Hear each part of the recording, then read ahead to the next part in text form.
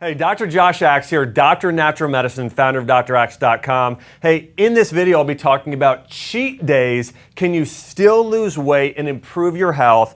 Taking a day off a week and really eating whatever you want. And that's really what a cheat day is, you can see here. It's a license to eat whatever you want one day a week. Now, I will say that this is something that when I was younger, in undergrad, and I was lifting a lot of weights, was really active. This is the way I ate. In fact, I would eat really clean all week, and then I would take Saturdays off, or sometimes Friday nights and Saturdays off, and then eat almost perfectly the rest of the week. I was eating lots of berries, lots of veggies, lots of organic meats, but one day a week, just to sort of, and again, I'm an undergrad here, just take the day and just eat whatever I want. It was like a break. It was something I really looked forward to.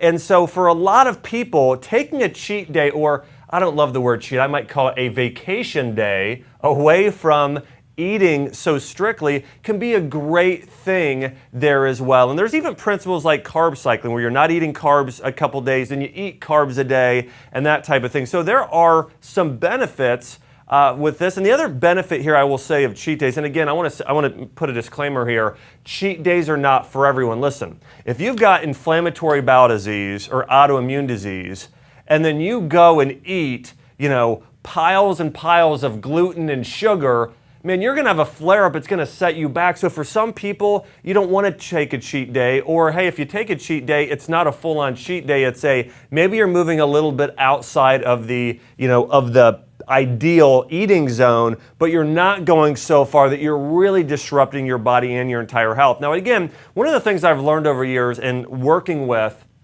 thousands and thousands of patients over the years, giving them advice and prescribing them supplements and dietary programs, is that everybody's different. There are some people that just like to stay in the same zone, eating pretty clean most of the time, but there are some people that do a lot better if they take 1 or 2 vacation days or cheat meals a week, and that can allow them to stay on the wagon and not continually fall off all the time, and it's a better type of lifestyle to live that way. Now, again, eat healthy and resist cravings 6 days a week. That's a big reason why somebody would do this, is so they don't submit to cravings, knowing that, hey, I've got a day coming up where I get to eat what I want, so I don't need to cheat now and fall completely off the wagon. And this is really common among bodybuilders, professional athletes, and models to actually eat this way, eating really clean, but then again having a cheat day one day a week. So, and here's some proven benefits there as well. So number one, it really can help people stick to goals sometimes, their long-term goals, knowing that, hey, I'm following a diet plan, but taking a day a week off from that increases motivation and self-control. Weight loss can be similar to people without a cheat day. Really, just taking that one day a week off and eliminating all or nothing mentality. Now, I will tell you, this is years ago, I did this, what I mentioned, I took Friday nights off and Saturdays, but over time, because I became so conscious and goal-oriented and was seeing such great improvements in my body, my cheat days over time became less cheat days. I'll give you an example of this. So, during the weekdays, I was eating, like oatmeal and some protein powder, and then I would do like a big salad with chicken breast, organic meat, and a bunch of veggies. And before that, my carb day was like, go to this place, in Lexington, Kentucky called Tally Ho and have a milkshake and onion rings and a cheeseburger at like midnight. Rather than doing that, what I started to do was saying, you know what? I'm gonna have an organic chocolate brownie that I make myself with sweet potatoes and things like that. So yeah,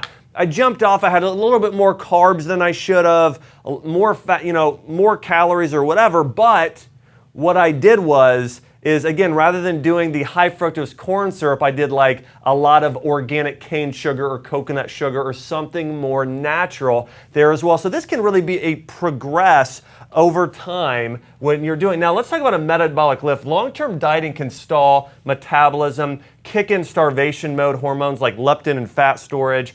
A small study done, check this out, overeating carbohydrates can increase metabolism, and leptin levels can actually help you burn fat. And in women, high-fat meal can also increase leptin levels, signaling the feeling of fullness. And this is where doing something like keto cycling can really work, to where, hey, maybe 2 days in a row you're doing more fat and protein, and 1 day a week or 2 days a week you're doing more carbs. But again, this is the way our ancestors would have ate. Our ancestors would have if they were hunting and gathering a lot of times, they would have, not every meal every day would have been the same all the time. There have been periods of more carbs, more fat, and based on the season there as well. So some of this can be eating based on our genetics. More mindful choices. Mindfulness is being present. Cheat days help resist temptation on non-cheat days, as I mentioned earlier, and helps you make smarter decisions about food in the present time there as well. And then the last few things here, again, cheat day is dangerous. Here's the thing, you got to be careful with cheat days, is going completely overboard. Maybe you're doing 2,000 calories a day meals, and then you go like 6,000 calories. It's like, and I've seen people do this, okay? On cheat day, it's like, I'm waking up and I'm having, 2 milkshakes, and then I'm having 3 ding dongs, and then I'm having like a double bacon cheeseburger, and then I'm, and then I'm gonna go have another ice cream sundae. So, don't go too far overboard on cheat days. That's one of the dangers. Making food your enemy, that can happen too, and you're not as healthy as you think.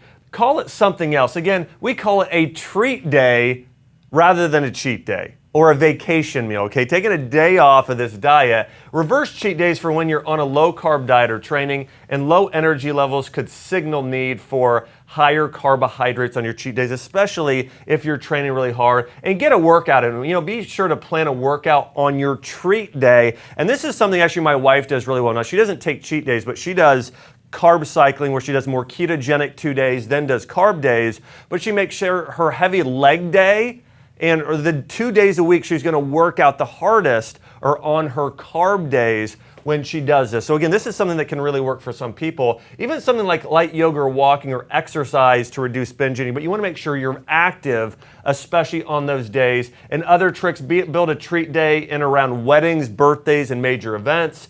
Eat when you want as long as it's real food. Spice up healthy food, and don't eat diet food on non-treat days as well. So here again is something to remember.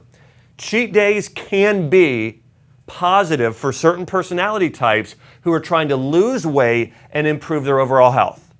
Remember this, don't call it a cheat day, call it a vacation day or a treat day that you're taking for rewarding yourself for all your good behavior. Number 3, remember, if you have inflammatory bowel disease, if you've got autoimmune disease, if you have a serious health condition, don't go and ruin that all. Hey, go outside the box, go outside that ideal zone, but don't go too far outside and set yourself back a week or 2 and sort of ruin all the benefits you were trying to get by eating this way in the first place. Hey, if you've enjoyed this live training video, make sure to subscribe here to my YouTube channel. I've got a lot more videos coming out on how to use food as medicine. This has been me, Dr. Josh Axe, talking about cheat days and answering the question, are they healthy or not?